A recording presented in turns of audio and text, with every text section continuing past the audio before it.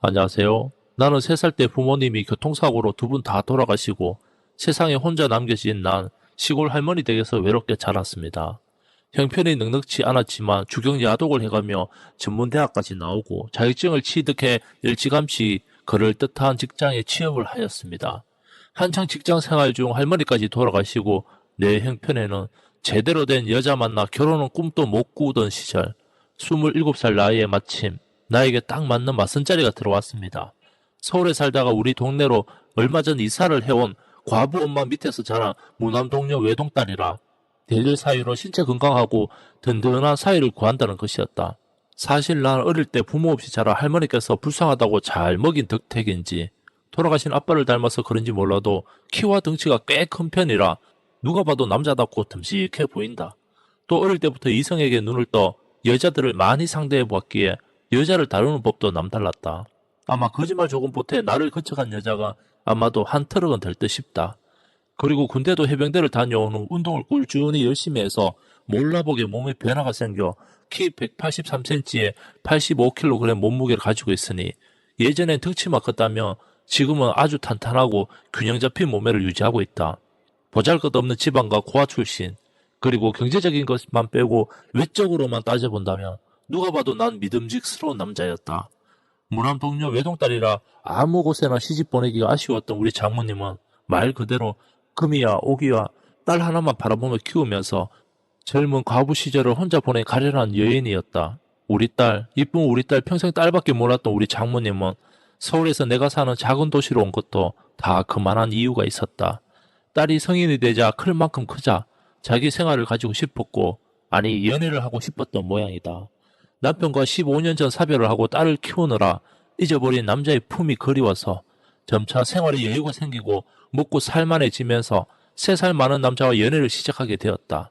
우연히 친구의 소개로 만난 사람이 하필이면 유부남이었고 만나면 안 되는 줄 알면서도 끊어내지 못하고 계속해서 만나오다 들통이 나 동네 사람들과 친척들에게까지도 소문이 나 도망치듯 이곳으로 이사를 온 것이었다. 그 상태로 지내다가 엄마가 불륜녀라 딸 시집도 못 보낼까봐 이곳으로 오자마자 딸 남편감을 알아보다 나를 소개받고 호감을 가졌다고 한다. 장모님은 딸의 결혼식을 서둘렀다.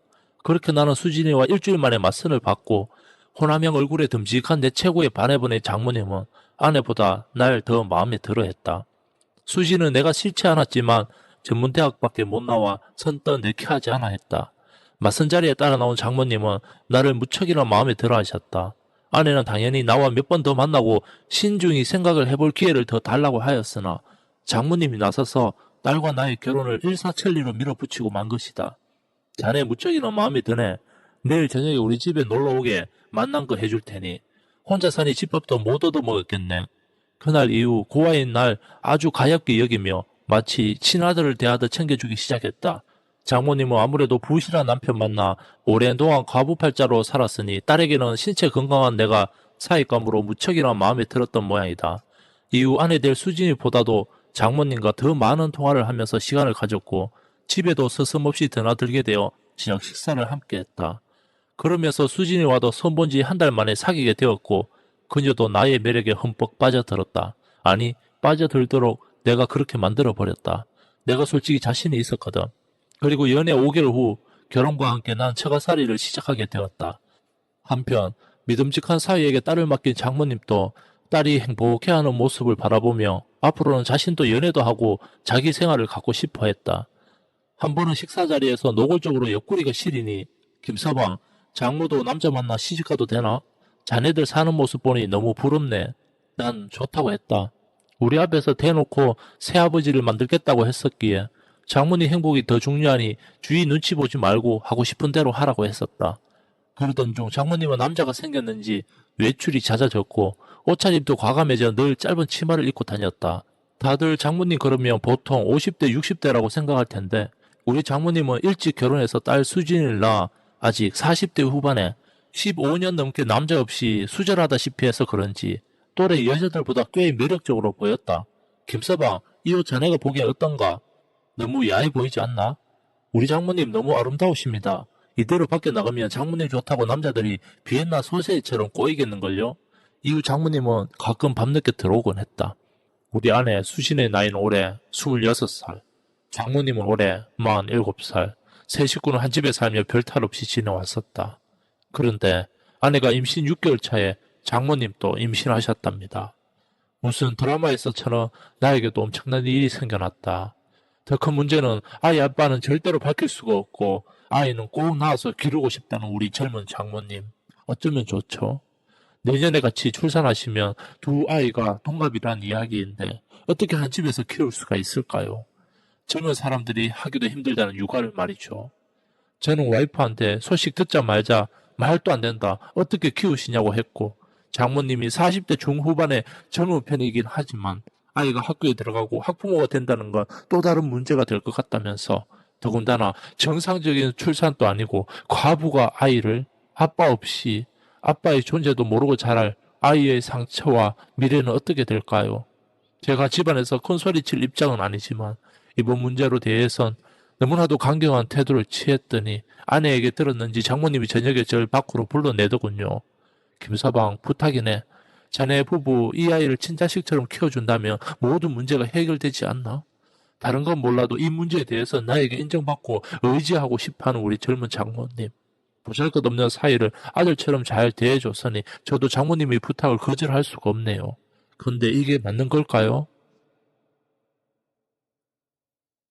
안녕하세요. 나는 3살 때 부모님이 교통사고로 두 분 다 돌아가시고 세상에 혼자 남겨진 난 시골 할머니 댁에서 외롭게 자랐습니다.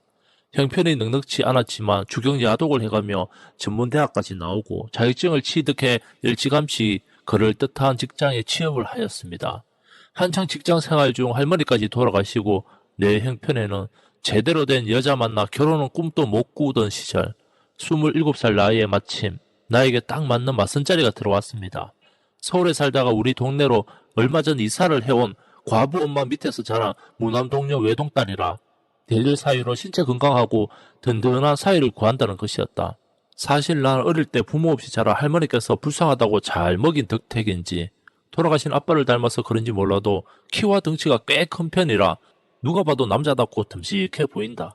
또 어릴 때부터 이성에게 눈을 떠 여자들을 많이 상대해 보았기에 여자를 다루는 법도 남달랐다.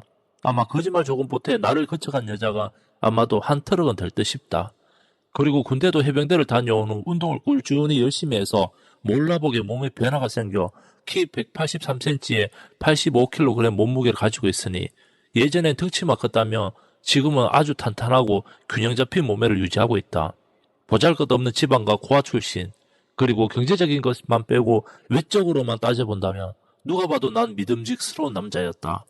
무남 동료 외동딸이라 아무 곳에나 시집 보내기가 아쉬웠던 우리 장모님은 말 그대로 금이야 오기야 딸 하나만 바라보며 키우면서 젊은 과부 시절을 혼자 보낸 가련한 여인이었다. 우리 딸, 이쁜 우리 딸 평생 딸밖에 몰랐던 우리 장모님은 서울에서 내가 사는 작은 도시로 온 것도 다 그만한 이유가 있었다. 딸이 성인이 되자 클 만큼 크자 자기 생활을 가지고 싶었고, 아니 연애를 하고 싶었던 모양이다. 남편과 15년 전 사별을 하고 딸을 키우느라 잊어버린 남자의 품이 그리워서 점차 생활에 여유가 생기고 먹고 살만해지면서 3살 많은 남자와 연애를 시작하게 되었다. 우연히 친구의 소개로 만난 사람이 하필이면 유부남이었고 만나면 안 되는 줄 알면서도 끊어내지 못하고 계속해서 만나오다 들통이 나 동네 사람들과 친척들에게까지도 소문이 나 도망치듯 이곳으로 이사를 온 것이었다. 그 상태로 지내다가 엄마가 불륜녀라 딸 시집도 못 보낼까봐 이곳으로 오자마자 딸 남편감을 알아보다 나를 소개받고 호감을 가졌다고 한다. 장모님은 딸의 결혼식을 서둘렀다. 그렇게 나는 수진이와 일주일 만에 맞선을 받고 호남형 얼굴에 듬직한 내 최고의 반해보낸 장모님은 아내보다 날 더 마음에 들어했다. 수진은 내가 싫지 않았지만 전문대학밖에 못 나와 선뜻 내키하지 않아 했다. 맞선 자리에 따라 나온 장모님은 나를 무척이나 마음에 들어 하셨다. 아내는 당연히 나와 몇 번 더 만나고 신중히 생각을 해볼 기회를 더 달라고 하였으나 장모님이 나서서 딸과 나의 결혼을 일사천리로 밀어붙이고 만 것이다. 자네 무척이나 마음에 드네. 내일 저녁에 우리 집에 놀러오게 만난 거 해줄 테니 혼자 사니 집밥도 못 얻어먹었겠네. 그날 이후 고아인 날 아주 가엾게 여기며 마치 친아들을 대하듯 챙겨주기 시작했다. 장모님은 아무래도 부실한 남편 만나 오랜 동안 과부팔자로 살았으니 딸에게는 신체 건강한 내가 사익감으로 무척이나 마음에 들었던 모양이다. 이후 아내 될 수진이보다도 장모님과 더 많은 통화를 하면서 시간을 가졌고 집에도 서슴없이 드나들게 되어 저녁 식사를 함께 했다. 그러면서 수진이와도 선본 지 한 달 만에 사귀게 되었고 그녀도 나의 매력에 흠뻑 빠져들었다. 아니, 빠져들도록 내가 그렇게 만들어버렸다. 내가 솔직히 자신이 있었거든. 그리고 연애 5개월 후 결혼과 함께 난 처가살이를 시작하게 되었다. 한편 믿음직한 사위에게 딸을 맡긴 장모님도 딸이 행복해하는 모습을 안녕하세요. 저는 결혼 5년 차 35살의 평범한 남자입니다. 요즘 들어 깊은 고민에 빠져서 이렇게 사연을 보냅니다. 여러분의 조언이 절실히 필요해요. 제 아내와 저는 결혼 생활에 큰 문제가 없었고 서로 많이 사랑합니다. 그런데 최근에 저를 괴롭히는 일이 생겼습니다. 그 모든 일은 아내의 회사에 새로 부임한 팀장으로부터 시작되었습니다. 아내는 그 팀장과 친해지면서 그에 대한 이야기를 자주 했어요. 그러다 어느 날 팀장의 이름이 한지현이라는 것을 알게 되었습니다. 이 이름은 저에게 꽤나 익숙했어요. 10년 전 대학 시절에 친구들과 함께 여행을 갔다가 우연히 만난 한 여인과 하룻밤을 보낸 적이 있었거든요. 그 여인의 이름이 바로 한지현이었습니다. 그때를 떠올리면 아직도 생생합니다. 저는 친구들과 함께 제주도로 여행을 갔었어요. 대학 시절 마지막 방학을 즐기기 위해 떠난 여행이었거든요. 그날 밤 우리는 해변가 근처 펍에서 술을 마시고 있었습니다. 분위기가 무르익었고 저는 친구들과 어울려 즐겁게 시간을 보내고 있었습니다. 그때 저는 그녀를 만났어요. 그녀는 혼자 바에 앉아 있었고 외로워 보이는 눈빛이 인상적이었습니다. 저는 용기를 내어 그녀에게 말을 걸었어요. 안녕하세요. 저랑 같이 한잔 하실래요? 그녀는 처음에는 놀란 눈치였지만 이내 미소를 지으며 고개를 끄덕였습니다. 우리는 그렇게 대화를 시작했어요. 그녀의 이름은 한지현이었고 서울에서 온 대학생이라고 했습니다. 저와 같은 또래였죠. 우리는 술잔을 기울이며 서로의 이야기를 나눴습니다. 대화는 자연스럽게 이어졌고 우리는 서로의 공통점을 발견하며 더 가까워졌어요. 시간이 흐를수록 서로에게 끌렸습니다. 술기운과 밤의 분위기에 취해 우리는 해변을 걷기 시작했습니다. 그날 밤 해변 근처 작은 호텔방에서 우리는 하룻밤을 보냈어요. 뜨거운 여름밤 열정은 식을 줄을 몰랐습니다. 서로의 몸에 탐닉하며 순간의 쾌락에 빠져들었습니다. 그 순간만큼은 세상에 우리 둘만 있는 것 같았어요. 다음날 아침 우리는 아무런 약속 없이 헤어졌습니다. 그냥 그렇게 다시는 볼 일 없는 사람으로 생각했어요. 그 이후로 사실 저는 그녀를 잊고 지냈습니다. 대학을 졸업하고 직장을 잡고 지금의 아내를 만나 결혼을 했습니다. 행복한 나날을 보내고 있었어요. 그런데 이 모든 기억이 아내의 말 한마디로 되살아났습니다. 아내가 저녁 식사 중에 말을 했어요. 팀장이랑 오늘 회식을 했는데 정말 좋은 분이시더라. 당신과 이름도 비슷해. 한지연이라던데? 저는 순간 얼어붙었습니다. 머릿속에서 10년 전의 그 밤이 떠올랐어요. 저는 아내에게 평정심을 유지하며 대답했지만 속으로는 매우 혼란스러웠습니다. 며칠 후 아내는 저에게 메시지를 보냈어요. 지연 팀장이 우리 집 근처에 산대. 오늘 같이 저녁을 먹기로 했어. 당신도 올래? 저는 심장이 철렁 내려앉는 것을 느꼈습니다. 하지만 거절할 수는 없었어요. 용기를 내어 집으로 향했습니다. 집에 도착하자 아내와 팀장은 이미 거실에서 대화를 나누고 있었어요. 제가 문을 열고 들어서자 팀장의 얼굴이 순간 굳어지는 것을 놓치지 않았습니다. 지연 팀장 역시 저를 알아본 듯 했습니다. 저는 애써 미소를 지으며 인사했어요. 안녕하세요, 한지연 팀장님. 아내는 전혀 상황을 눈치채지 못했고 둘 다 한시라니까 정말 신기하네 라며 웃음을 터뜨렸습니다. 저와 지연은 어색하게 웃으며 대화를 이어갔습니다. 그러나 우리 모두 그날을 머릿속에 떠나지 않았습니다.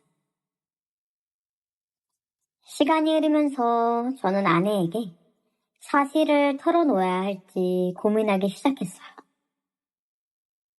저는 지연 팀장과 다시는 그런 일이 없음을 확인하고 있었지만 이 비밀이 언제 터질지 모른다는 두려움이 저를 짓눌렀습니다.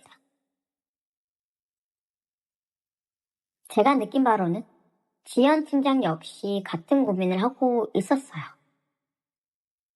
그녀는 제 아내와 친해지면서 우리 모두를 속이고 있는 느낌에 괴로워하고 있는 것 같았거든요. 어느 날 저는 용기를 내어 지연 팀장에게 단둘이 만나 이야기를 나누자고 제안했습니다. 그녀도 이 문제를 해결하고 싶었기에 흔쾌히 동의했습니다. 우리는 근처 카페에서 만났어요. 제가 입을 열었습니다. 한지연 씨, 우리는 모두 우리 아내를 속이고 있는 것 같아요. 이대로는 안 될 것 같아요. 지연도 깊은 한숨을 쉬면서 말했어요. 맞아요. 저도 이 비밀이 너무 무겁게 느껴져요. 아내에게 솔직하게 말을 하는 게 좋은 것 같아요. 저는 고데기를 끄덕였습니다. 저도 동의해요. 제 아내가 비록 상처를 받겠지만 진실을 아는 게 더 나을 거예요. 그날 밤 저는 아내와 함께 거실에 앉아 있었습니다. 제 얼굴에는 긴장과 두려움이 서려 있었어요. 어색한 분위기에 아내가 제게 물어봤습니다. 왜 그래? 무슨 일이야? 저는 깊은 숨을 내쉬면서 모든 이야기를 털어놓기 시작했습니다. 미안해. 하지만 너에게 말해야 할 게 있어. 한지연 팀장이 사실은 10년 전 나와 하룻밤을 보냈던 사람이야. 아내는 충격을 받은 듯 했습니다. 그녀의 눈이 커지면서 저를 응시했어요. 뭐라고? 그게 정말이야? 저는 고개를 끄덕이며 응, 정말이야. 하지만 그 이후로 우리는 다시 만난 적 없어. 이번에 너를 통해 다시 만난 거야. 아내는 잠시 침묵을 지켰어요. 그녀의 마음속에서 수많은 감정이 뒤섞이고 있었다는 걸 저는 알 수 있었습니다. 배신감, 혼란, 그리고 슬픔. 그러나 저의 솔직한 고백에 고마움도 느낀 것 같았어요. 그녀는 깊은 숨을 내쉬며 말했습니다. 그래, 솔직하게 말해줘서 고마워. 나도 이 상황을 이해하려 노력해볼게. 내게 조금만 더 시간을 줘. 그날 이후 저는 아내와 팀장, 그리고 저 자신을 더 깊이 생각하게 되었습니다. 아내와 저는 이 어려운 상황을 극복하기 위해 노력했어요. 우리는 서로의 감정을 이해하고 더 강한 관계를 구축해 나가기로 결심했습니다. 이 사건은 우리에게 큰 시험이었지만 결국 더 성숙한 사랑을 배울 수 있었어요. 하지만 사실 저는 지금도 혼란스럽고 두렵습니다. 아내에게 진실을 말하는 것이 옳은 결정이었을까요? 아니면 이 비밀을 묻어두고 현재의 행복을 유지하는 것이 좋았었을까요? 솔직함이 항상 최선일까요? 아니면 때로는 진실을 숨기는 것이 더 나은 선택일까요? 여러분이라면 어떻게 하셨겠어요? 늦었지만 여러분의 조언 기다리겠습니다.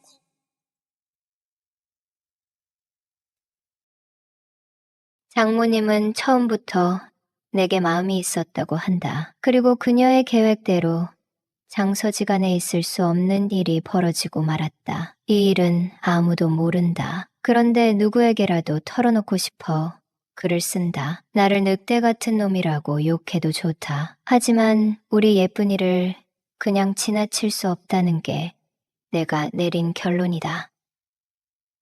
예약해놓은 수제 떡 케이크를 받아와 여자친구, 부모님 댁에 갔다. 여자친구 이름은 수정이다. 수정이와 결혼이 한 달도 안 남은 상태이고 장인어른의 생신이 있어 초대를 받았다. 장인어른께 드릴 용돈과 떡 케이크를 들고 수정이네 집에 갔다. 우리 사위 하며 나를 편하게 대해주시는 장인어른, 장모님과 식사할 예정이었고 수정이는 회사에서 급한 일이 있어서 조금 늦는다며 집에 가 있으라고 전화를 했다. 그러면서 자기 엄마 엄청 조심해야 한다고 강조하는 것이었다. 그 이유는 아빠가 4년 전에 재혼을 하셨는데 새어머니 외모가 남자들이 볼 때 굉장히 매력적이어서 남자들이 새어머니가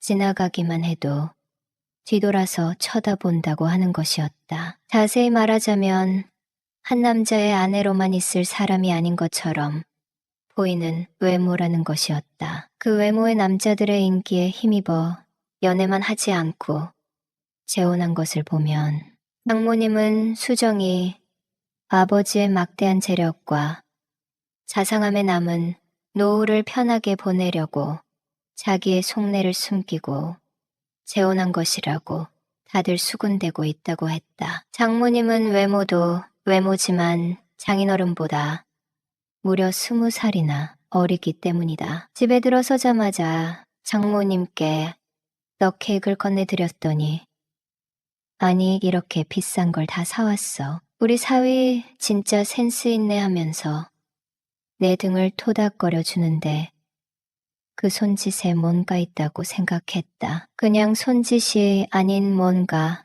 알아들으라는 사인 같은 건 말이다. 그러면서 수정이 아빠는 갑자기 중요한 손님이 오셨대. 약속 시간보다 2시간 정도 늦을 것 같다고 자네에게 너무 미안하다고 전해달라고 하시네라고 하면서 나를 바라보며 웃는데 그 웃음은 장모가 사위에게 의뢰의 애정을 표현하는 미소가 아니라 2시간이나 시간이 남아있다는 것을 강조하는 웃음이었다. 그때 마침 전화벨이 울렸다. 수정이었다. 오빠, 집에 오는 길에 가벼운 접촉사고가 났어. 그거 처리하고 갈게 저런. 너무 놀랬겠다. 경찰에 신고하고 보험사에 연락한 거지. 당연하지. 새엄마 혼자 계시지. 아빠도 늦는다고 하시고. 오빠, 지금 새엄마 옆에 있어. 아냐. 내 방에서 받고 있어. 아까도 말했지만 우리 새엄마 조심해. 빨리 사고 처리하고 갈게. 내 말 잘 알아들었지? 응, 알았어. 조심해서 와. 수정이와 전화 통화를 끝내고 수정이가 걱정하는 것이 뭔지 금세 알아차렸다. 우리 새엄마가 나를 유혹할 수 있으니 조심하라는 말이었다. 수정이는 외동딸이다. 장인어른은 재혼하신 후 점점 기력이 쇠약해지는 것이 느껴진다고 했다. 젊은 새엄마가 아빠를 가만 두질 않는다고 하는 것이었다. 장인어른은 자기보다 20살이나 어린 와이프가 얼마나 예뻤을까. 원하는 것을 다 들어주다 보니 힘에 부쳤나 보다. 나도 남자지만 장인어른이 새 가정을 이뤘으니 어깨가 참 무겁겠다는 생각이 들면서 피식 웃음이 났다. 장모님이 수정이 방을 노크했고 수정이 언제 온대 하고 물으셨고 회사 일 마치고 오는 길에 접촉사고가 나서 처리하고 온대요. 좀 늦을 것 같아요 라고 했다. 하필이면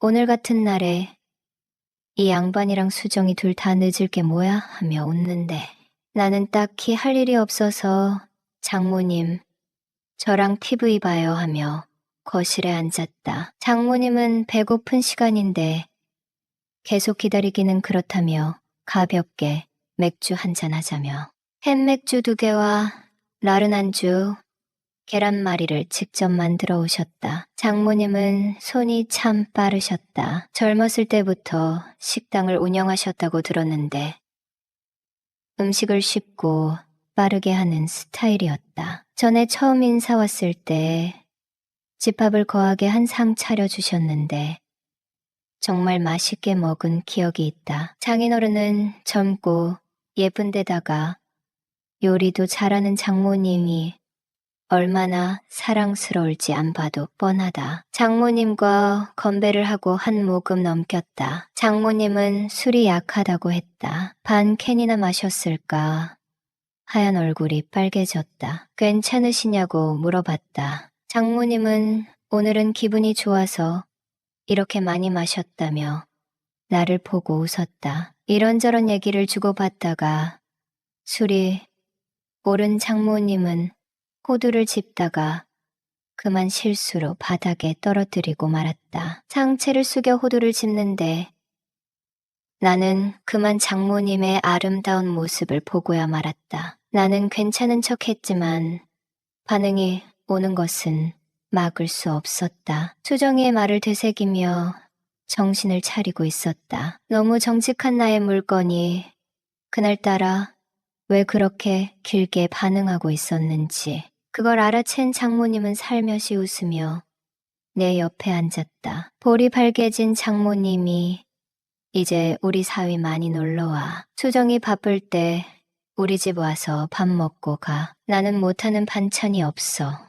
메인 요리도 다 잘해. 우리 사위가 먹고 싶은 거 미리 말해주면 다 만들어 줄게라고 하며 내 어깨를 두드렸다. 자주 와서 밥 먹고 가라는 장모님의 사인이 뭔지 알아차리게 됐다. 끓어오르는 욕구를 참을 수 없는 중년 여성의 비밀스러운 메시지였다. 장모님, 제 식사까지 신경 쓰시면 너무 힘드시잖아요. 수정이랑 주말에 놀러 오면 그때 밥 좀 주세요라고 점잖게 선을 그었다. 장모님은 우리 사이에 정말 이렇게 정색하고 말할 거야?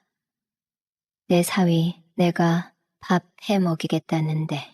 거절하면 나 너무 서운해하고 등을 돌리고 앉는 것이었다. 순간 너무 민망해서 장모님의 등을 가볍게 쓰다듬었다. 장모님, 알겠어요. 저는 장모님 힘드실까봐 걱정돼서 그러는 거예요 라고 말했다. 장모님은 나를 보더니 갑자기 재혼 생활이 서럽다며 울었다. 나이 많은 남편과 진심으로 사랑해서 결혼했는데 주변 사람들은 돈만 보고 결혼한 여자라며 손가락질한다고 했다. 그리고 수정이가 자신을 바라보는 눈빛이 참 따갑다고 말이다. 장인어른은 장모님이 주방장으로 일하던 식당에 단골 손님이었다고 한다. 음식을 만들어서 손님이 식사하는 모습을 보던 중유독 맛있게 먹는 수정이 아버지가 눈에 띄었고, 내가 만든 음식을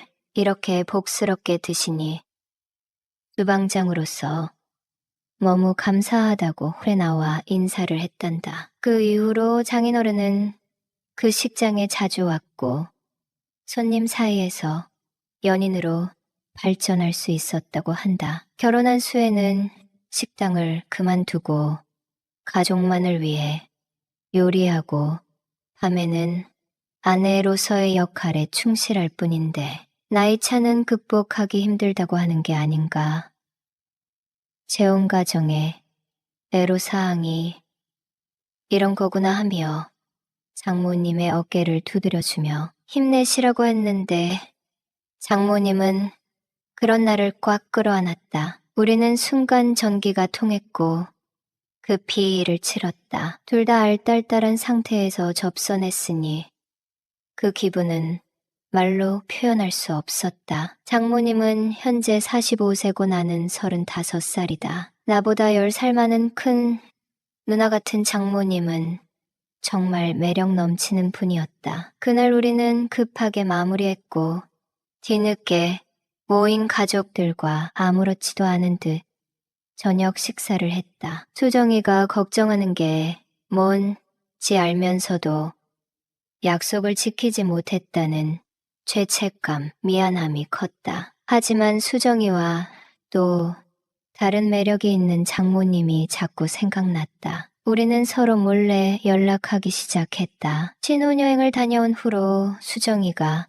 야근하는 날이면 급하게 장모님에게 전화해서 즐거운 시간을 보냈고 장모님은 젊은 남자와 이렇게 좋은 시간을 보내니 더 젊어지겠다며 나를 안아줬다. 신혼이라 수정이와 매일 잠자리를 갔는데 장모님은 나만 기다리는 것 같다. 장인어른에게 느낄 수 없는 건강함이 있다며 수정이 계집애가 야근하는 날만 기다린다고 한다. 이렇게 귀엽고 사랑스러운 장모님은 아직 임신할 수 있는 나이이기 때문에 정말 조심하고 있다. 우리 예쁜 장모님을 못 만나는 날에는 장모님이 싸준 반찬을 먹으며 장모님을 생각한다. 이런 나에게 못된 놈이라고 손가락질할 사람들이 많겠지만 어쩔 수 없다. 나도 이런 날이 올 줄은 꿈에도 몰랐지만 우리 장모님을 본 남자라면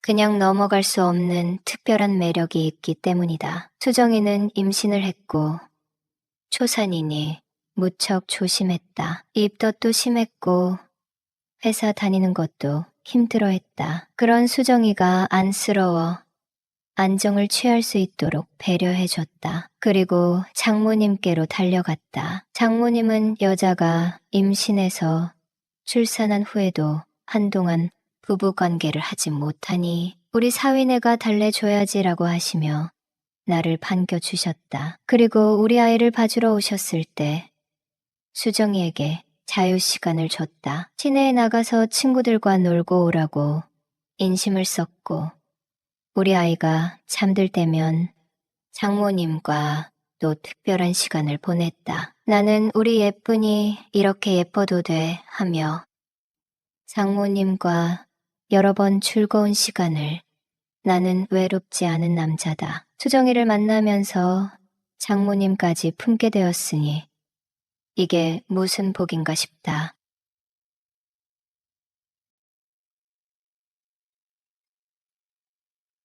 안녕하세요. 저는 40대 후반의 남자이고 현재는 공장에서 일을 하고 있는 사람입니다. 그리고 딸을 하나 둔 아빠이기도 합니다. 저는 여태 살아오면서 다사다난한 많은 일들이 있었지만 재작년 제 인생의 가장 쇼킹했던 일에 대해 이야기를 하고자 이렇게 사연을 쓰게 되었어요. 제 아내에 관한 이야기인데요. 저는 아내를 공장에서 처음 만나게 되었어요. 제가 여태까지 해온 일이 공장 일인지라 여자를 만나는 것도 공장에서 만나게 되었죠. 처음엔 직장 동료로 눈인사만 하고 오며 가며 얼굴만 익히는 사이였는데 아내가 저희 작업장으로 전직이 되면서 많이 가까워지게 되었어요. 아내는 딱 봐도 어린 티가 나는 20대 초반의 아가씨였는데 시골에서 갓 올라와 아무것도 모르는 순수한 사람이었죠. 아내가 착한 것도 착한 건데 어려서 그런가 주변 사람들의 눈치를 굉장히 많이 봤어요. 그저 사소한 실수 하나까지 몸을 벌벌 떨며 죄송하다고 90도로 고개를 숙이는데 이런 아내의 모습에 마음이 많이 갔어요. 마치 제 모습을 보는 듯 했거든요. 제가 집안이 어려워 사회생활을 좀 빨리 한 편인데 매번 어리다는 이유로 무시도 많이 당하고 사장에게 노동 착취도 많이 당했어요. 거기다 공장에서 일하시는 분들이 대부분 말도 거칠고 행동도 거칠어서 제가 사소한 실수만 해도 육두문자를 남발하셨거든요. 그러니 매번 주눅이 들어 눈치를 많이 보며 살았어요. 이럴 때마다 공장에 나가기 싫어서 그만둘까도 수천 번, 수만 번 생각했었는데 정말 제 목구멍이 포도청이라 어쩔 수 없이 공장에 나가곤 했거든요. 근데 이런 것도 한 5년이 지나니 저도 이 생활에 익숙해졌고 일하는 것도 많이 숙련이 돼 실수도 잦아져 공장 생활하는 데는 어렵지 않게 했어요. 그래서 그런가 처음부터 아내에게 연민의 정이 느껴졌어요.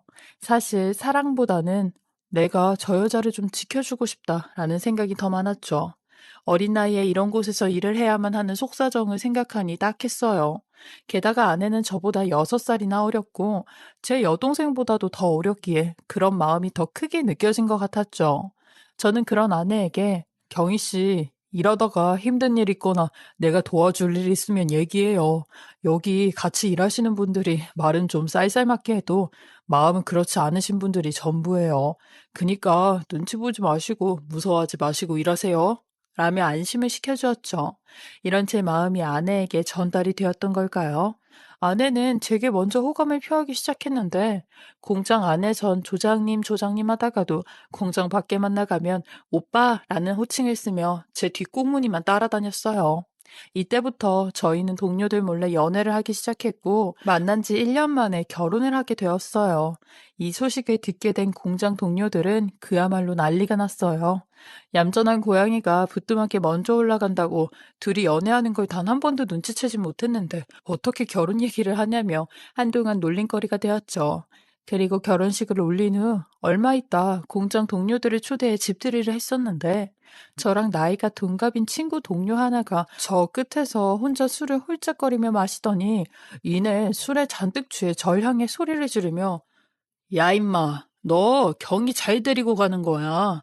너 내가 경이 좋아했던 건 알았냐? 네가 경이 채가기 전에 원래 내가 경이 먼저 좋아했어. 아마 경이 너는 알 텐데, 그치? 근데도 나 말고 저 태식이 놈 선택한 거지? 라고 하는데 순간 찬물을 끼얹은 것 마냥 분위기가 싸늘해졌죠. 제 아내도 얼굴이 시뻘개져선 아니, 지금 무슨 말 하는 거예요? 저분 술이 많이 취하셨나 보네. 생사람 잡지 말아요. 라고 하는데 친구 동료 옆에 앉은 반장님도 그 친구를 말리며 그만하라고 이미 지나간 일을 왜 이런 날 이야기하냐며 많이 취한 것 같으니 일어나라고 하더라고요. 그러니 자기 혼자 드러누우며 생쇼를 하는데 아주 가관이었어요. 그리고 그 다음 날이 되어 공장에 출근을 하니 그 친구는 본인이 무슨 짓을 했는지도 기억을 하지 못하더라고요. 기억이 나는데도 모르는 척 하는 건지 아님 기억이 진짜로 안 나는 건지 알 수 없었지만요. 그리고 그 친구도 1년이 안 돼 결혼을 하게 되었는데 어디 배터리를 만드는 공장 사장의 딸과 결혼을 하였어요. 부잣집 사이로 들어가면서 직장까지 그만두게 되었죠. 저와 아내도 결혼식에 초대를 받아 함께 갔었는데 호텔에서 결혼식을 하더라고요. 지금도 호텔 결혼식은 어마어마하게 비싼데 그때는 더 보기 힘든 풍경이었죠. 아내는 그 모습을 보고 내심 부러워하는 것 같았어요. 신부를 부러워하는 건지 아님 신랑을 부러워하는 건지 집에 오는 내내 입이 대빨 나와선 아무 말도 하지 않고 괜한 심통을 부리더라고요. 우리 같은 사람은 평생 저렇게 살 수나 있을지 모르겠네. 아휴, 나는 부모 복이 없으니 사는 것도 이렇게 사나 봐. 내 팔자야. 내일 또 공장이나 나가는 팔자지. 라고 하는데 아내의 투덜거림에 할 말이 없었어요. 이 말들이 다 사실이니까요. 저희 부부는 정말 가난하게 살았는데 서로 태어나길 가진 게 없는 집안에서 태어나니 부모의 도움도 받지 못하고 지하 단칸방에서부터 신혼을 시작했어요. 저희 같은 사람은 애초부터 꿈을 크게 갖지 못하는 게 어차피 이런 현실은 벗어날 수 없다는 걸 너무나도 잘 알기 때문이었죠. 평생을 공장 다니면서 운이 좋아 잘리지 않는다면 애 하나 정도는 낳고 그 애 대학까지 가르치고 시집장가 보내는 게 그게 성공이라 생각했어요. 근데 아내는 이런 팍팍한 삶에서 점점 옹졸해갔고 남한테 베푸는 것조차 하지 못했어요. 무조건 내 거고 남의 것도 내 거인 그런 성격으로 변하게 되었죠. 원래 이러지 않았는데 환경이 이 정도로 사람을 메마르게 만드나 싶어 정말이지 가난이 징글맞더라고요.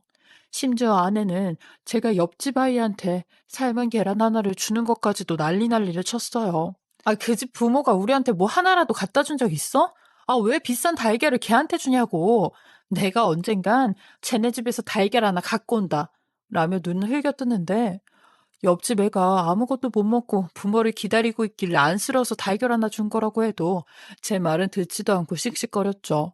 이런 아내는 오로지 부자가 되는 게 본인의 꿈이며 제일 큰 목표가 되어버렸고, 저는 이런 아내를 볼 때마다 아직 어려서 그런가 보다.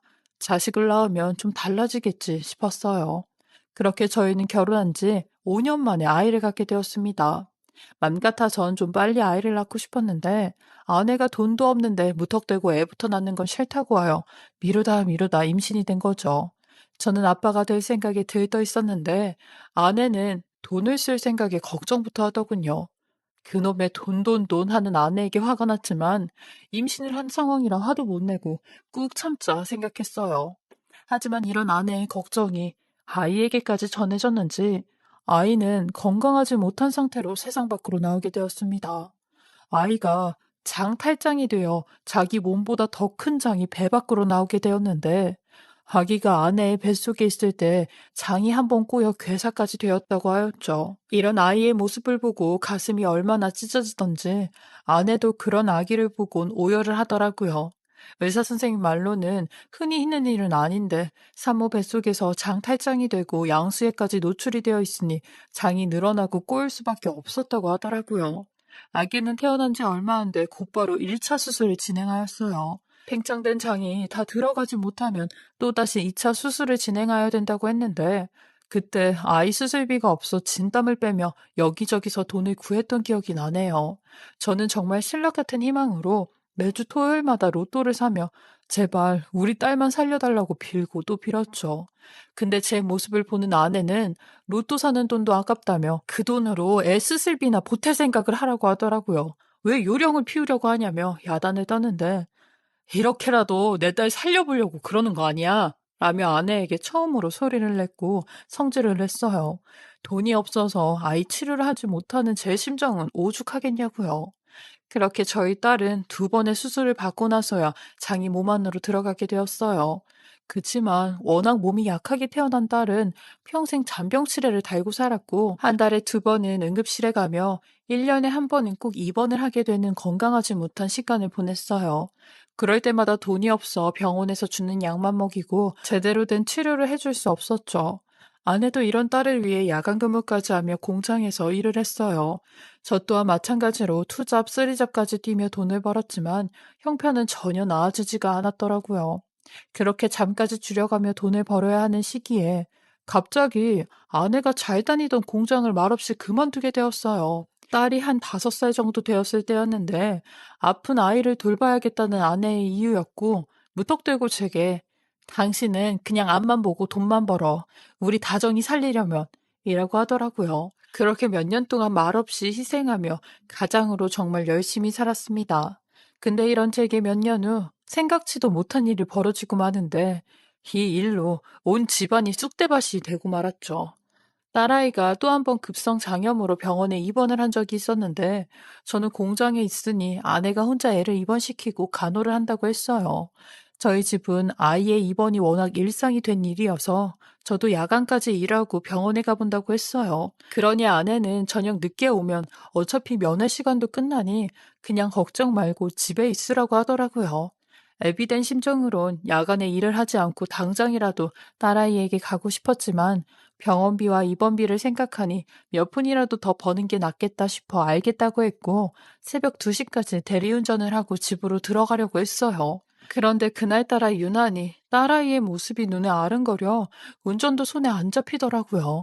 며칠 뒤면 딸의 생일이라 놀이공원에 가고 싶다고 했었는데 병원에 입원을 하게 되었으니 마음에 안 좋았죠. 가서 자는 모습이라도 잠깐 보고 와야겠다는 생각을 했고 새벽 3시에 병원에 갔어요. 자고 있는 아내를 생각해 아내에게도 연락을 하지 않고 갔죠. 입원실에 들어가 간호사에게 보호자임을 밝히고 입원실에 들어가려고 하는데 그곳 간호사가 갸우뚱한 표정을 하곤 보호자를 불러주겠다고 하는 겁니다. 아니, 제가 보호자라니까 기어코 안에 계시는 보호자를 불러준다는데 아내가 또 난리를 칠 게 뻔해 난처해하고 있었죠. 그리고 얼마 뒤 아내가 병실 밖으로 나오는데 절 보더니 화를 내는 게 아니라 당황스러운 얼굴을 하며 아니, 왜 왔어? 집에 가서 쉬지. 애 자니까 그냥 가. 약 먹고 겨우 잠들었어. 응? 얼른 가. 라며 제 등을 떠미는데 이런 아내의 태도가 뭔가 수상했고 아이 상태가 많이 좋지 않아 이런가 보다 생각이 들었어요. 저는 그런 아내를 뒤로하고 내가 내 눈으로 직접 봐야겠다고 하고 무작정 병실로 들어갔어요. 제가 또 워낙 애한테는 끔찍해 아내도 아차 싶은 것 같았죠. 그리고 병원에 들어가니 딸아이는 생각보다 멀쩡한 모습으로 링거도 한 개만 꽂고 자고 있는데 그때 갑자기 에이씨 라는 남자의 목소리가 들리기 시작하는 겁니다. 그러니 아내는 본인이 더 놀래 어머 라는 소리를 냈고 저는 그런 아내를 쳐다보며 이게 무슨 소리야? 여기 누가 또 있어? 라고 하니 바닥 쪽에서 중얼거리는 남자의 목소리가 계속 들려오는데 저는 딸 침대의 밑바닥을 들여다보려고 했어요. 그러니 아내가 절 막아서며 거긴 왜? 옆에 보호자가 내는 소리야. 애 봤으니까 이제 얼른 가. 내일 일도 가야 되잖아. 라고 하는데 제가 바보가 아닌 이상 옆에 보호자가 있는지 없는지는 알 수 있었어요. 보호자 침대가 아예 펴져 있질 않았으니까요. 전 그런 아내를 뒤로하고 딸이 누워있는 침대 밑을 들여다봤어요. 근데 거기에 어떤 남자가 대자로 누워있는 게 아니겠어요? 제 인기척에 그 남자도 절 봤고 그 깜깜한 병실에서 그 의문의 남자와 눈이 마주쳤어요.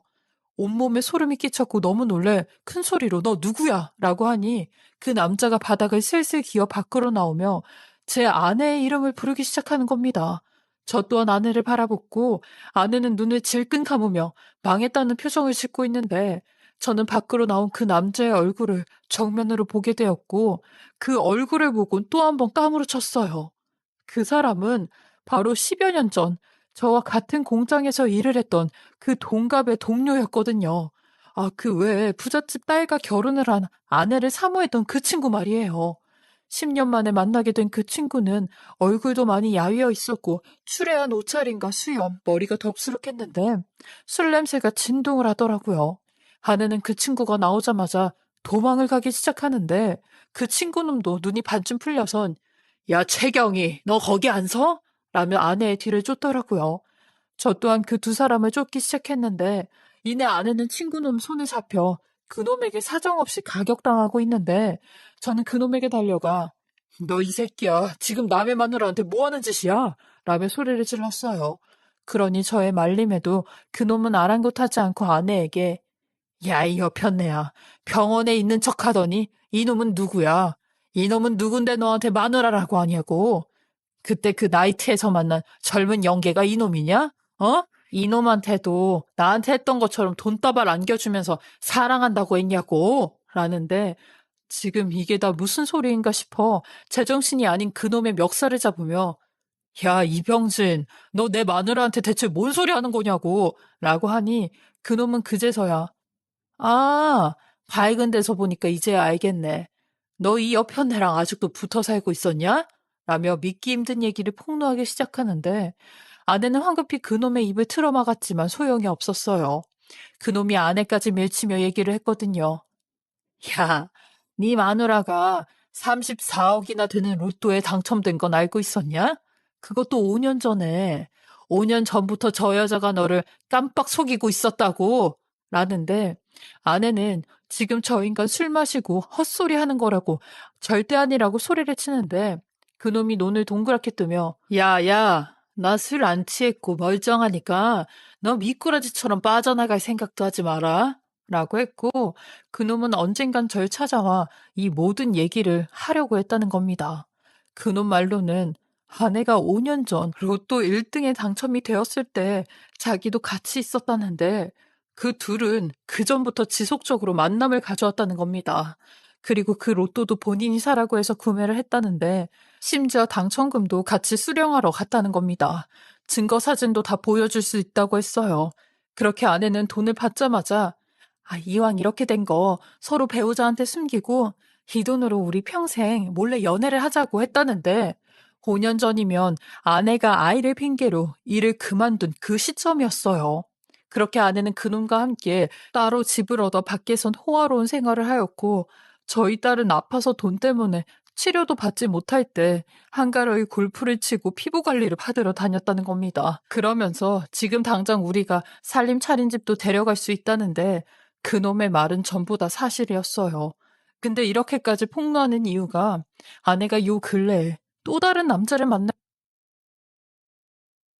만났겠고 의심을 품다 결국 저희 딸 병원까지 왔다는 겁니다. 저는 그 소리를 듣고 바닥에 그냥 주저앉았어요. 너무 분했고 아내에 대한 배신감에 피눈물을 흘렸어요.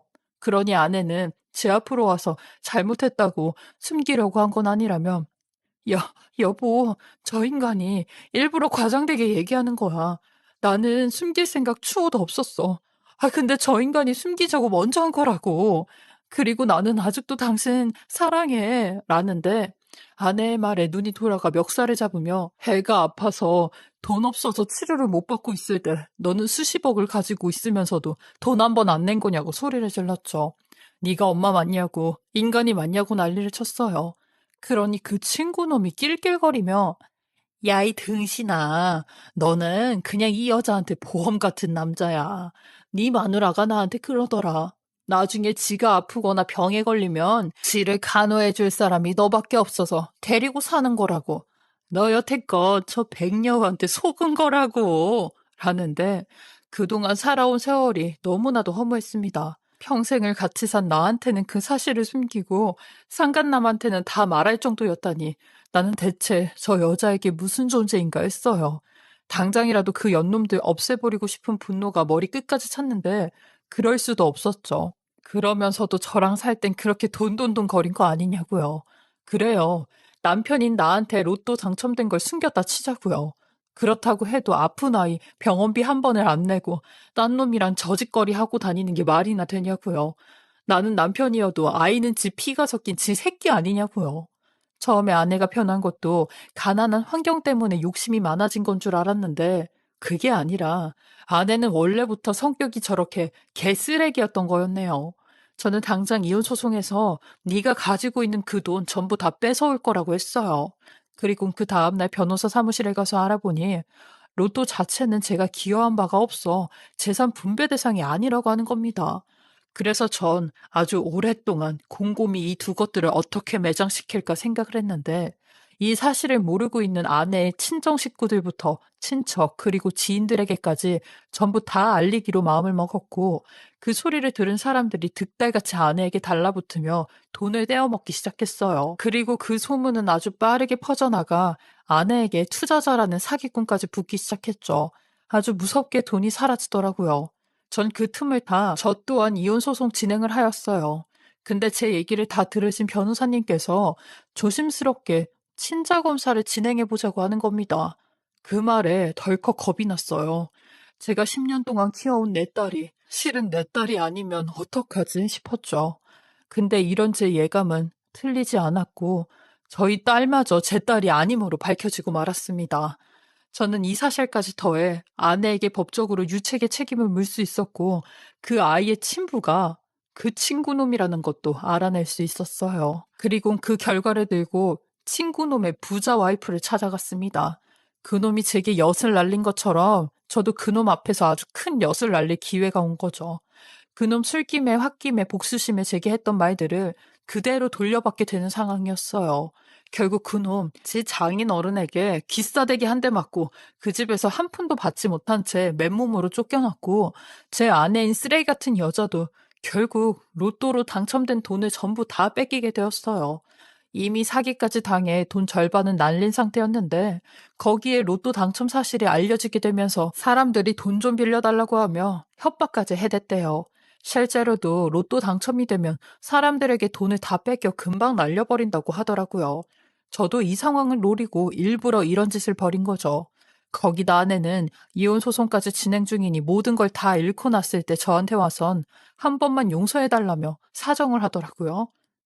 이제 자기나 나나 정말 무일푼 가난한 사람들이니까 우리 가난한 사람들끼리 서로 의지하면서 다시 살아보자. 지난 10년 동안 우리 부부였잖아. 그리고 딸애는 그 새끼한테 데려다가 키우라고 하면 돼. 라는데 그 말에 그 여자를 바닥으로 밀치며 너는 정말 사람도 아니라고 했네요. 나는 내 딸이 아니었음에도 한 번에 맘 정리가 안 되는데 너는 그런 말이 쉽게 나오냐고 했어요. 진짜 내가 본 인간 중에 제일 최악이고 쓰레기라며 너 같은 인간은 진짜 지옥불에 떨어져야 된다고 했죠. 그리고 재판 결과 나오는 대로 이혼하고 위자료랑 손해배상도 제대로 지급하라고 했어요. 그거 제대로 안 하면 너한테 다시 소송 걸 거라고 했네요. 그러니 제 다리를 붙잡으며 손이 발이 되게 비는데 더 과간인 게 이미 돈 맛을 알아버려서 어디 가서 학금리라면서 돈을 못 벌겠다는 겁니다. 그래서 저도 그 여자한테 야, 너 왜 그래? 원래 그 자리가 네 자리고 네 위치야. 넌 평생 그런 일 하면서 지옥 속에 살아야 된다고. 라며 더러우니까 나 만지지 말라며 그 자리 나와버렸어요. 그리고 저는 이혼 승소 후 전처에게 받은 위자료랑 손해배상 그리고 상간남 위자료까지 싹 다 받아서 다른 지역으로 아예 이사를 했어요. 사실 딸이었던 그 아이에 대한 추억 때문에 그곳에서 사는 게 괴로웠거든요. 부모도 아니었던 제가 이런 마음인데 전처라는 애미는 지 자식이 아파도 버릴 생각부터 하니 그 여자 인성 말 안 해도 알 수 있었죠. 그리고 아는 지인한테 전처 소식을 듣게 되었는데 2년이 지난 지금 전처는 숙박업소에서 숙식 해결하며 청소일 하고 있다고 했어요. 집 하나 구할 돈이 없어 그러고 살고 있는 게 아주 속 시원했습니다. 절 호구 취급하며 이용했던 그 10년을 그 여자도 똑같이 받아봐야죠. 비록 지금은 제 곁에 아무도 없지만 평생 그러고 살 뻔한 거 구사일생으로 빠져나왔다 생각하며 하루하루 성실하고 최선을 다해 살아가려고 해요. 제 긴 이야기 들어주시고 읽어주셔서 감사하고요.